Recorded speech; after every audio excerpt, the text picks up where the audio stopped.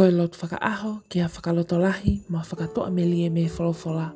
Ka veinga, sisu koe la alahi. Potu wholofola ai sea wahe ono noa vestahiva e ikai teke toe mama aki ai la a aho.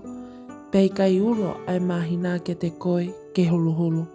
Ko Sihova teke mama aki o taengata pea koho langi langi anga aho o tua. Emeni. Ki tau lotu. Sisu koe la alahi, mama koe o mamani. Ke ulo meihelangi kia te ao.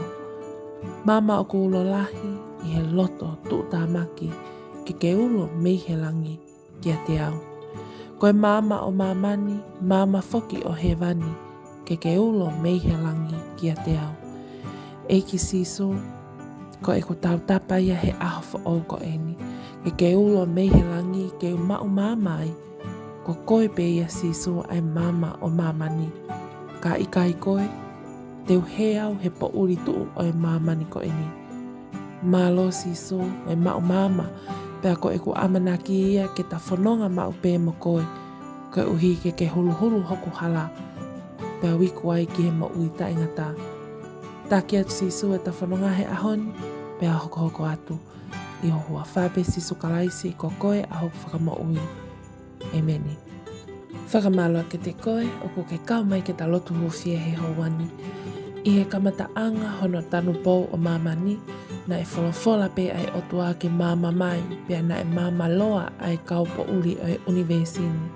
I o pea neongo ai mau mau lao ai uwaki ongo mātu a na e kei hulu hulu pe la a ai otua ki he loto o e po uria.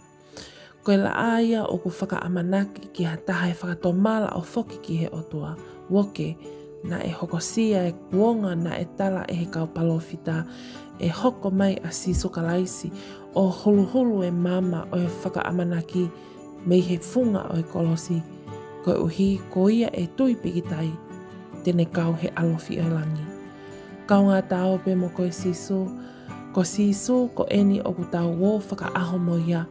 Ko ia ai la alahi, ko ia ai tūhulu ki he tau laka, mo e mama ki he tau hala.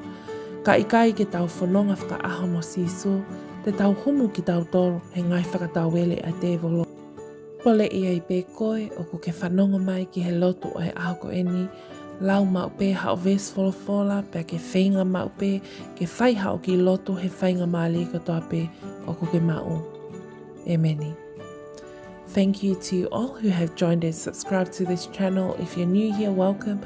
Don't forget to subscribe. That way you're kept up to date on daily prayers of hope and encouragement from the Bible. Also check out the description box below for all links to our social media platforms as we provide daily devotions and ministry to the youth and young couples. Thank you and God bless.